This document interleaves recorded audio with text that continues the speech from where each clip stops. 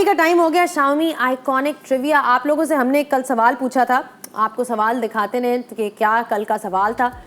Who was named the player of the tournament in the inaugural edition of the ICC Men's T20 World Cup?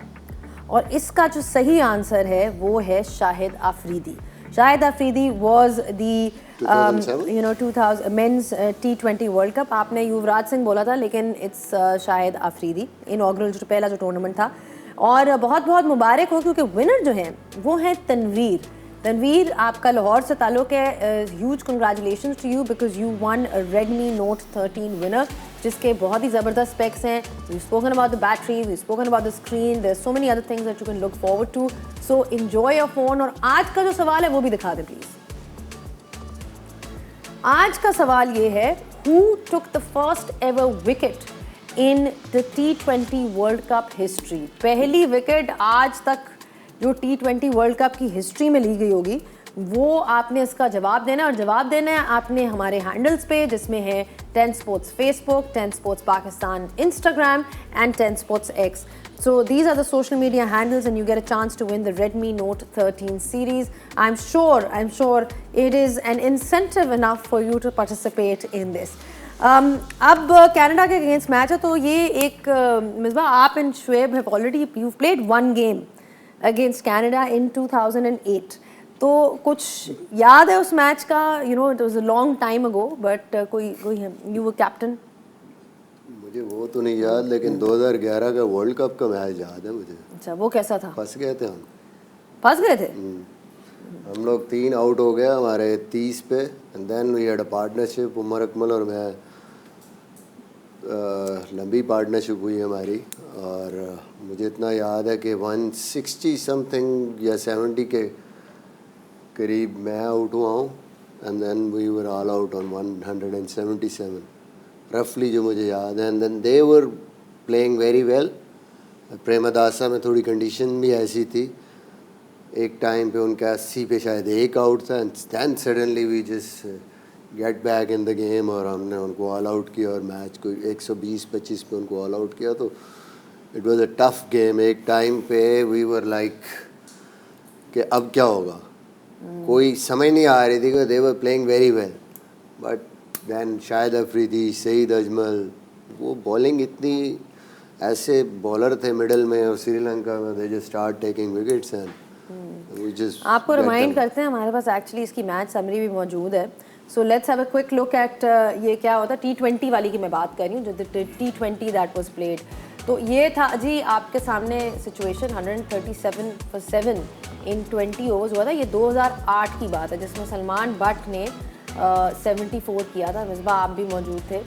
और उसके बाद Canada में ही by the way ये खेला गया था, जिसमें कनाडा ने किया था 102 अपने 20 ओवरों में। And Shoaib Akhtar took 2 wickets. Shoaib Malik, you were also there and you took 2 wickets as well in your 4 overs. ये तो सीरीज थी, वर्ल्ड कप इंटरनेशनल, हाँ इंटरनेशनल सीरीज, क्वाड्रेंगुलर सीरीज थी, जिम्बाब्वे, श्रीलंका। वही है जिसमें फाइनल में हम लोग श्रीलंका से आए। हाँ, ये वही series. So this is the slide, जिसे कहते हैं ना कि हमने कहा कि थोड़ा सा रिमाइंड कर लें कि कुछ कंडीशंस वो भी ऐसी थी। अच्छा, इसी किस्म की फास्ट बॉलर के थे, बहुत लंबा स्पिन था वहाँ पे। ऐसा स्पिन था कि गेंद आपको मिलता ही नहीं था, कोई आगे यूँ मार दे बस पिच पे। ठीक है। तो एक ही चीज़ याद है, क्योंकि वो ट्रिप ऐसा था कि हम लोग पाकिस्तान में फ़ाइनल खेला हम लोगों ने डोमेस्टिक नेशनल T20 का गद्दाफी स्टेडियम में। सीधा वहाँ से एयरपोर्ट गए हैं, कनाडा पहुँचे हैं, अगले दिन ही मैच था। 4 मैचेस के लिए फिर प्लान बना, last day of the finals वापसी की फ़्लाइट थी। और हमारे साथ वो जो लाइजन ऑफिसर थे, उन्होंने कहा कि आप कनाडा आए हैं और आप नायग्रा फॉल्स नहीं जाएंगे। हमने कहा अच्छा चलो ले चलो। लो जी, चले गए। सोया हुआ कोई भी नहीं था, वो भी बेचारा जो हमारा लाइजन ऑफिसर था वो भी नहीं सोया हुआ था, लेकिन out of good will he said के चलो आए हुए ले गए। वापसी में हम सभी सो रहे थे, गाड़ी चलाने वाला भी सो रहा था। पता नहीं क्या हुआ है, वो हार्ड शोल्डर पे गाड़ी गई है, वहाँ पे वो थोड़े से उन्होंने वो क्या लगाए होते हैं कैट आइज, वहाँ पे टायर जो है वो चला है और आवाज़ आई है। तो हम सारे उठे हैं, वरना गए थे हम लोग। राइट मतलब कि चले नायग्रा फॉल्स तो देख लिया ना एंड में, वो तो आपका एक अच्छी मेमोरी है। अच्छा, बात हो रही थी कल, बहुत ही हमने डिस्कशंस किए हैं पाकिस्तान क्रिकेट के ऊपर, but you know it was really starting from the lower level, domestic structure की बात हुई है, ग्रास रूट्स लेवल की बात हुई है, किस तरह से that all needs to change. Apart from that Pakistan team के ऊपर बात हुई है, how they have been unprepared, you know, we've had all the experts on media talk about how the entire system needs an overhaul. Wasim Akram spoke about it as well and said कि पूरी team को change करते हैं। उन्होंने तो ये बोला है कि सबको हटा दे और सारी नई फेसेस लाएं। वो काफ़ी गुस्से में नज़र आ रहे थे। तो आपके जो लेजेंड्स हैं जिन्होंने गेम खेली है, जिनको क्रिकेट का पता है, they have basically mentioned the fact कि जी अब वो वक्त आ गया है कि आप आराम से ना बैठें and you need to really think long and hard about what are the steps that you need to do to get Pakistan cricket back on track. तो इसी पे जो है मेरा ख्याल है हम डिस्कशन करते हैं, बिकॉज अब the ball is in the court of obviously PCB. Mohsin Naqvi ने भी एक स्टेटमेंट आई थी, उन्होंने कहा था कि जी मैंने सोचा था छोटी सर्जरी की ज़रूरत है, बट यहाँ पे छोटी सर्जरी नहीं बड़ी सर्जरी की ज़रूरत होगी। तो पता करते हैं किस किस्म की सर्जरी की ज़रूरत होगी। जी वाजिद, जब मोहसिन नकवी ने कहा है कि एक बड़ी सर्जरी की ज़रूरत है, सो ये जो सर्जरी है आपके मुताबिक ये वो वाली सर्जरी है कि जी इन्हीं जो आपके 11 हैं इनको हटा के आप कोई नई टीम ले आए, कोई नया कैप्टन ले आए, कोई नया आई डोंट नो मैनेजमेंट ले आए, या फिर you are still sticking to that point कि उससे कोई फ़ायदा नहीं होगा? अगर आप एक ही खड्डा खोदते रहेंगे ना तो वो कोई डिफरेंट रिजल्ट नहीं आएगा। आप प्लेयर्स चेंज कर लो, दोबारा कर लो, ऐसे कुछ नहीं होने वाला। पाकिस्तान में इस पे तो मैं 1.5 घंटे का आपके साथ शो कर सकता हूँ। जो सबसे बड़ा एक तो प्रॉब्लम है पाकिस्तान का सिस्टम इज़ ऑल सेंट्रलाइज्ड। तो अगर मैं इस्लामाबाद में रहता हूँ और मलिक कराची में रहता है तो इसका कोई इम्पोर्ट नहीं है इन द कराची टीम या इस्लामाबाद टीम, वो पीसीबी आके सेलेक्ट करेगी। तो लोकल आप जो लोग हैं वो इन्वॉल्व नहीं हैं। दूसरा ये है कि ऑर्गेनिक नहीं है। ऑर्गेनिक की बात यह है कि सारे दुनिया के सारे स्पोर्ट्स स्ट्रक्चर्स जो हैं वो ऑर्गेनिक ऐसे हैं कि वो इलाकों पे चलते हैं और प्लस जो उसकी कंट्री की मतलब जिस तरह वो बटी हुई है उस तरह चलते हैं। ऐसे ये जो रीजन्स हैं ये आपके मैप में आप देख लो, आज पाकिस्तान का मैप निकाल दो, there is no such thing as region. Pakistan is divided into divisions and cities, और उसमें नेचुरल उनके नीचे डिवीजन के नीचे डिस्ट्रिक्ट है। तो आपका वैसी स्ट्रक्चर बनता है जो कि आप नहीं करते। अब मैं रीजन की बात करूं तो मिसबा खेला सरगोदा से। सरगोदा की टीम उस ज़माने में बहुत अच्छी हो गई थी, तो उधर से निकला मिसबा निकला, हफीज़ निकला, एक अंपायर हैं नवीद लतीफ़, एक अंपायर हैं फैसल खान अफरीदी जो बहुत तेज़ बॉलिंग करते थे, वो निकल रहे थे। सडनली क्या हुआ, असद अली, सडनली क्या हुआ कि रीजन से वो सरगोदा बंद हो गया, वो फैसलाबाद से मिल गया। अब सरगोदा से कोई प्लेयर नहीं आएगा। LDCA शेखुपुरा में खेलते थे, उनका ग्राउंड था, उधर से नामवर पाकिस्तान के फास्ट बॉलर्स जो आप सब कहते हो ना कि इससे बेहतर बॉलर नहीं आया, आसिफ, वो वहाँ से निकला, और आकिब जावेद वहाँ से निकला, राना नवीद वहाँ से निकला, एक बहुत अच्छे बॉलर थे काशिफ रजा, जाफर नज़ीर थे बहुत अच्छे बॉलर जो वहाँ से जो अंडर 15 में गए थे। काशिफ के एक और थे, काशिफ महमूद, हाँ काशिफ महमूद, बहुत सारे थे। तो वो अब ग्राउंड ख़त्म हो गया है क्योंकि LDCA की टीम ख़त्म हो गई। LDCA की टीम हो गई सियालकोट के साथ। अब इसमें एक और आपको ये बताओ, एसोसिएशंस को हम कहते हैं कि इनकी क्रिकेट हिस्ट्री नहीं है, इस वजह से ये स्ट्रगल करते हैं। हर कंट्री में इलाके होते हैं जहाँ पे क्रिकेट हिस्ट्री होती है और जहाँ पे स्ट्रांग होती है क्रिकेट। पाकिस्तान में भी ऐसे इलाके हैं। बलोचिस्तान की क्रिकेट हिस्ट्री नहीं है। इन जो मैं इलाके बता रहा हूँ क्रिकेट हिस्ट्री है, तो जो इनकी क्रिकेट हिस्ट्री है उधर से आप क्रिकेट निकाल के अगर उसको कम कर दोगे तो प्लेयर आना बंद हो गए। ये बेसिक प्रॉब्लम है। दूसरा एक और प्रॉब्लम यह है कि अब फॉर इंस्टेंस मैं कोच बनता हूँ इस्लामाबाद का, मुझे वहाँ की वर्किंग पसंद नहीं आती, मैं रिज़ाइन कर देता हूँ। रिज़ाइन मैंने किससे किया? इस्लामाबाद से नहीं किया, मैंने PCB से रिज़ाइन कर दिया, because everything is centralised, so I don't have any opportunity. Cricketer की बात नहीं कर, मैं कोच की बात कर रहा हूँ। तो जो स्ट्रक्चर में इतने बड़े फ्लॉज हैं कि आप इसको एक्सपैंड कैसे करना है। PCB cannot go into school cricket, PCB cannot go into मतलब यूनिवर्सिटी क्रिकेट, वो उनका काम नहीं है। PCB का काम है कि फर्स्ट क्लास जो टूर्नामेंट है उसको ऑर्गेनाइज करना है। जब तक आप ये पावर छोड़ोगे नहीं, हमने तो पाकिस्तान में किसी ने स्ट्रक्चर नहीं देखा, कभी लगा ही नहीं है। अब अगर आप किसी से भी बात करो, नहीं जी ये जो रीजन्स हैं ये तो भाई पैसे खाते हैं, करप्ट हैं, ये वो, आपने कभी स्ट्रक्चर देखा ही नहीं है। जो रीजन्स पैसे खाते हैं और जो करप्ट हैं उधर से ही प्लेयर आता है, जो मर्जी कर लो। शुएब मलिक अगर निकला है तो सियालकोट से ही निकला है ना, चाहे उधर एडमिनिस्ट्रेशन जैसी भी थी, जो उनको 10 रुपए मिलते थे वहीं से निकला है ना। अगर मैं लाहौर में खेला हूँ या इस्लामाबाद से क्रिकेट तो मैं वहीं से निकला हूँ। तो उसको स्ट्रॉन्ग करने के बजाय आपने उनसे सारी पावर ले लिया। इस्लामाबाद में या लाहौर में जो क्लब क्रिकेट में जो लोग करते धरता थे, वो अपने रीजन के हेड के पास या अपने सिटी के हेड के पास जाए, यार ए लड़का देख लो। अब जब आप सेंट्रलाइज कर देते हो ना, तो मैं डायरेक्टर पीसीबी को फ़ोन करूँगा कि ये लड़का देखो, विच इज़ ऑल रॉन्ग, क्योंकि हमारी कनेक्शन ख़त्म होगी। ये जो ऑर्गेनिक स्ट्रक्चर है हर दुनिया में ऐसे ही चलता है। यानी आप कह रहे हैं कि सिर्फ केक की आइसिंग नहीं चेंज करें, आप अंदर जो इंग्रेडिएंट्स हैं उसको भी नहीं। सो फॉर इंस्टेंस बहुत ही लेम टर्म्स में अगर आपको एक्सप्लेन करूं कि जो पीसीबी की जो ऑर्गेनाइजेशन है, चेयरमैन है, सेक्रेटरी है, जो भी ट्रेजरर है, वो हर रीजन में सॉवरनली लगना चाहिए। ठीक है। सो अगर इस्लामाबाद, रावलपिंडी, सरगोदा जहाँ पे बस सॉवरनली लगता है, तो आपके पास 11, 10, 12 चीफ एग्जीक्यूटिव भी लगे होंगे, आपके पास ट्रेजर भी लगा हुआ, आपके पास सेक्रेटरी भी लगा होगा, आपके पास कोच भी लगा होगा, आपके पास सिलेक्टर्स भी लगे होंगे। तो जब आप पाकिस्तान टीम के जब ये सारा कुछ आपको सेलेक्ट करना होगा या पीसीबी में जाना होगा, तो बैकग्राउंड बनता है। ये सारी दुनिया में ऐसे, ये पाकिस्तान अनोखा है, सारी दुनिया में ऐसे। जी, मैं बहुत अच्छी बात की बाजिद ने। मैं इसमें थोड़ा ऐड ऑन इसलिए करना चाहता हूँ कि मैं स्टेप बाय स्टेप आया हूँ। जो ये बात कर रहे हैं, जब फर्स्ट टाइम मैं अंडर 15 ट्रायल्स देने जब लाहौर पहुंचा, तो मैं सीधा लाहौर नहीं पहुंच गया था। उससे पहले डिविजनल सिस्टम था, तो हमारा डिवीज़न गुजरावाला था, तो मैं पहले गुजरावाला जाता था, वहाँ मेरी सिलेक्शन हुई। वो स्टेप बाय स्टेप अंडर 15 तक मैं पहुँचा।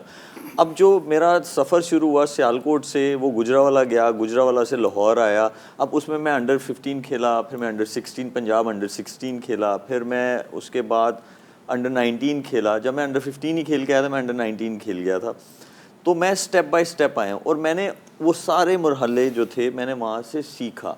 अंडर 15 से, अंडर 16 से, अंडर 19 से, फिर मैं डिपार्टमेंट में गया, फिर मैं जो डिवीज़न थी हमारी वहाँ से फ़र्स्ट क्लास, क्योंकि मैंने पीआईए के अगेंस्ट परफॉर्मेंस दी थी, तो पीआईए ने मुझे फिर कॉन्ट्रैक्ट ऑफ़र किया। सो मुझे वो अपॉर्चुनिटी मिली हर हर्डल से गुजरने की, और उस हर्डल में मैंने अप्स एंड डाउन्स भी देखे। तो उन्होंने ये सिखाया कि देखें, एक स्ट्रेट लाइन में जाना बड़ा आसान होता है, लेकिन अगर आपने एक जगह पहुंचना है और वो जो सफ़र है वो जिगजैग है, तो वो आपको जिगजैग सफ़र बहुत कुछ सिखाता है। exactly. उसका लर्निंग प्रोसेस, उसका एंड रिजल्ट क्या होता है कि जब आपको ऊपर प्लेटफॉर्म पे अपॉर्चुनिटी मिलती है, जो कि हमारी नेशनल टीम है, तो वहाँ पे आपको डिफरेंट कंडीशंस मिलती हैं, आप डिफरेंट कंट्रीज़ में जाते हैं। ये वर्ल्ड कप को ही ले लें, तो उससे क्या होता है कि जब आप वो इतनी सारी हर्डल से आए होते हैं, तो आपको ईजी होता है, आपका दिमाग हमेशा खुला रहता है।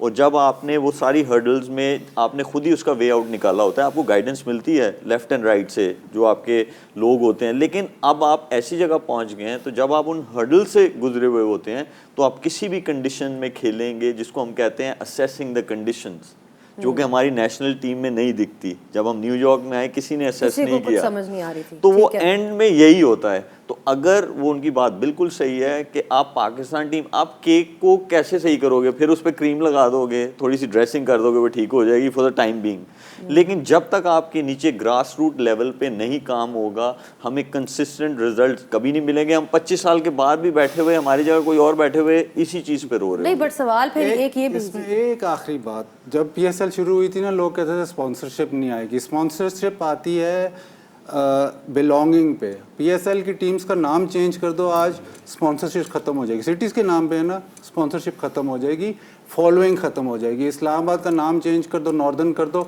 कोई भी नहीं आएगा। तो जो बिलोंगिंग है, जो आपकी जो इन टच हो, वो अपनी सिटी जहाँ पे आप पैदा होते हो, जहाँ सिटी प्लस अगर आप पाकिस्तान टीम का आज नाम चेंज कर दो, फॉलोइंग खत्म हो जाएगी। एग्जैक्टली वो एक आपकी अफिलिएशन होती है with your city, with your region, which is what you are talking about. Misbah, obviously ये तो एक बात हो रही है ना कि आप अपना एक सिस्टम ठीक करें, अपना स्ट्रक्चर ठीक करें, जो कि इट्स प्रायोरिटी। बट वो जो बात कर रहे हैं सर्जरी की, क्या फिर इसी टीम के साथ जाएं, इसी कोच के साथ, इसी कैप्टन के साथ, इसी मैनेजमेंट के साथ, everything should stay the same at least at the surface level? वो चेंजेस करने से जब तक आप अपने प्रिंसिपल्स, अपने पैरामीटर्स ठीक नहीं करेंगे, रिज़ल्ट ऐसे ही आने हैं। और जो सबसे बड़ा मसला है पाकिस्तान में, वो जो बाजिद ने भी बात की है, वो तो ठीक है, स्ट्रक्चर जो मर्ज़ी हो उसको बेहतर कैसे करेंगे। जैसा भी स्ट्रक्चर है, अगर आप आज डिविजन्स भी ले आते हैं, आपने कुछ प्रिंसिपल सेटिंग करनी है ना, प्रिंसिपल सेट करने हैं कि यार इस पे कोई कंप्रोमाइज़ नहीं होगा। हमने वो नहीं सेट किया। पाकिस्तान टीम की सिलेक्शन कोई पैरामीटर्स नहीं है, कभी क्या कभी स्टैंडर्ड कोई नहीं, परफॉर्मेंस किस चीज़ पे हमने करना है, किसको हमने लेना है, किसको नहीं लेना, कुछ पता नहीं है। एक इंडिविजुअल खुद सोचता है, जो कप्तान है या कोच, कोई भी सिलेक्टर आया उसको लगता है हाँ ये प्लेयर ठीक है। नहीं, आप देखें तो सही ना, पीछे पूरा होमवर्क तो देखें ना। और क्यों नहीं आपका ऊपर से लेकर नीचे तक एक ही फॉर्मेट क्यों नहीं है? जो पाकिस्तान टीम के लिए रिक्वायरमेंट्स हैं, वो जहाँ जहाँ रीजन की टीम है, अंडर 19 है, अंडर 15, अंडर 16, वो आपने इंटरनेशनल अगर प्रोडक्ट बनाई है तो सेम पैरामीटर्स क्यों नहीं है आपके पास नीचे से?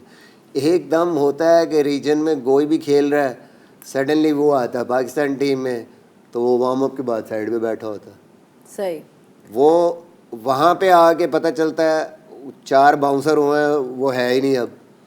तो आपने रीजनल नीचे जो उससे एक स्टेप पीछे है, वहाँ आपने उसको क्यों नहीं उन पैरामीटर्स पे तैयारी कराई, उसकी सारी चीज़ें क्यों नहीं आपने देखी कि वो ऊपर आके फिर स्ट्रगल कर रहा है। तो ये सारी चीज़ें जो है ना, देखना बड़ी ज़रूरी हैं। और ख़ाली ये कॉस्मेटिक सर्जरी है। 2-3 बंदे पकड़े, अच्छा जी मीडिया में क्या हो रहा है, किस पे प्रेशर ज़्यादा है, अच्छा किसको बचा सकते हैं, 2-3 को उड़ा दो, चलो जी लोग सेटिस्फाइड हो गए। It will never work. इस तरह नहीं होगा। चेंज करना नहीं। जो आपके स्टार प्लेयर हैं, परफॉर्मर हैं, जिनको आपको लगता है ये पाकिस्तान के लिए परफॉर्मेंस करते हैं, वो अकाउंटेबिलिटी से बाहर वो भी नहीं जाते। सर्टन जो रूल्स रेगुलेशंस हैं, पैरामीटर्स हैं परफॉर्मेंस के, उनको भी उसमें से गुजारें। देन यू विल सी, जैसे ऑस्ट्रेलिया का, तो दे विल स्टार्ट परफॉर्मिंग। एक बहुत छोटी सी चीज़ है कि आपकी बहुत जैसे बेसिक चीज़ है ना, वो ये है कि जैसे ही आपका लड़का सिस्टम में आता है, पाकिस्तान के डोमेस्टिक स्ट्रक्चर में आता है, वहाँ पे एक फिटनेस टेस्टिंग होनी चाहिए, बेंचमार्क होना चाहिए। वो चाहे किसी का भी बेटा हो, वो नहीं टीम का हिस्सा बनेगा जब तक उसकी वो वाली फिटनेस सेम पैरामीटर्स हो जो पाकिस्तान टीम में खेलने के लिए। मतलब वही चीज़ें जो हैं, आपने बड़ी अच्छी बात की थी उस दिन एक्चुअली मिसबा, यू सेड कि स्किल के ऊपर सिर्फ यहाँ पे सिलेक्शन नहीं होनी चाहिए। There are so many other factors that one should be looking at. Fitness for one is definitely there, because अगर वो पैरामीटर होता तो शायद बहुत से प्लेयर्स जो अभी टीम में हमारे खेल रहे हैं वो ना होते, because they wouldn't even be getting that far. We are purely selecting players based on the fact कि जी टैलेंट है, स्किल है, ये छक्का मार लेते हैं, पावर हिटर है, या फिर इसकी दूसरी कोई एबिलिटी है। So that is something that needs to definitely change. And बहुत सी चीज़ें हैं, बहुत सी डिस्कशंस हैं जो हमने ऑलरेडी कर ली हैं, बट लेट्स होप के there is a positive change within Pakistan cricket. और ऑल्सो एक ब्रेक का वक्त हो गया, तो ब्रेक के बाद जब आएंगे तो और हम कंटिन्यू करेंगे बातों को। तो हर it it's a fresh pitch, and Wasim Akram का यही कहना है कि अगर तो आप वहाँ पे टॉस जीतते हैं तो आप बॉलिंग करें। ऑल्दो हमने रिजल्ट्स देखे हैं जो बैटिंग फर्स्ट टीम्स के लिए गए हैं in these conditions, but different pitch, like I said it's a new pitch.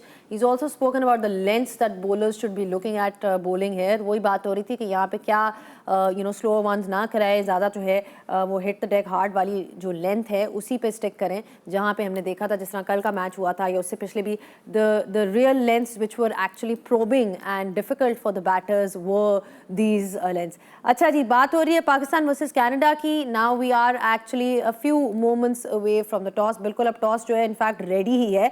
Pakistan versus Canada हो रहा है न्यूयॉर्क में। We ready with the toss. It's over to the two captains that are standing out there in New York.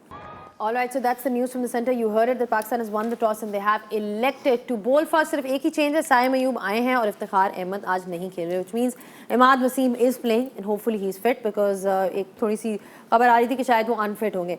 Anyway, we'll take a short break. We'll be back just in a bit and discuss the teams, have a closer look at the teams. So don't go anywhere. Keep watching the flick. जी ये थे Babar Azam obviously trying to tell the team that they have to stay together and united and that's what we need to see from them today. Match तो उन्होंने जीतना ही जीतना है if they are to have any chances or hope in this tournament to progress towards the Super 8s. अच्छा जी, बात हो रही थी वहाँ के वेदर की. वहाँ का वेदर तो ऐसा है कि बिल्कुल धूप निकली हुई है, कोई चांस नहीं है बारिश का. और अगर आप लोग जानना चाहते हैं कि आप लोग भी इसी किस्म के माहौल में हो बारबाडोस में फाइनल में, then all you have to do is drink Sprite. Sprite का जो कैप होगी उसके अंदर एक कोड आएगा. कोड के बाद आपने QR कोड स्कैन करना है और अपनी डिटेल्स भेजनी है and basically you get a chance to be there in Barbados to attend the all important final and lucky draw होगा. उसमें से हो सकता है आपकी किस्मत हो. प्लीज़ ये भूलिएगा ना मत और जाएँ और स्प्राइट खरीदें, जल्दी से पिएँ और get a chance to be there for the final. तो ये बात हो रही थी. अब हमारी प्लेइंग 11 जो आज अनाउंस हुई है, मिसबा साइम अयूब इज़ प्लेइंग. आपकी काफ़ी तकरीबन आपने कहा साइम आएंगे बट इफ्तिखार जो है वो नहीं खेल. बस ऐसे ही है. मुझे लगता है कि अभी भी आपने एक बैट्समैन निकाल के एक बैट्समैन ले आए हैं और बैटिंग आपकी स्ट्रगल कर रही है. इफ्तिखार को एक तो ठीक है उससे रन्स नहीं है ये जो भी, तो मुझे लगता है कि इन कंडीशंस में यू नीड थोड़ा सा आपको बैटिंग में आपको एक्स्ट्रा चाहिए. यहाँ पे आप मेनली बैंक कर रहे हैं अपने 4 फास्ट बॉलर्स पे, उन्होंने ही करना है जो भी है. 5वां बॉलर तो अगर वो 4 नहीं करेंगे तो देन दीज कंडीशंस 5वें बॉलर तक अगर जाता है तो it means you are struggling. लेकिन बैटिंग के जो इश्यूज़ हैं अभी पहले 2 मैचों में जिस तरीके से पाकिस्तान की सिचुएशन है उसमें एक बैट्समैन फिर कम होना और 2 ऑलराउंडर्स के साथ जाना, mostly batsman out of form, that could be tricky. ठीक है सैम ऊपर है, लेफ़्ट राइट कम्बिनेशन बेहतर हुआ है इससे, बट आई स्टिल फील कि अब पाकिस्तान को फिर स्टार्ट अच्छा चाहिए. ऊपर से इनको रिस्पॉन्सिबिलिटी लेनी है ऊपर के बैट्समैनों को, वरना कहीं भी प्रॉब्लम हो सकता है. बॉलिंग अच्छी है तो सोचना ये चाहिए कि हमने 100 से कम में पकड़ना है इस टीम को. ठीक है, हमने देख लिया है कि 100 या 100 से ऊपर जाके हम नहीं, ये मेरे ख्याल में सिर्फ अपनी टीम को हम कह रहे हैं.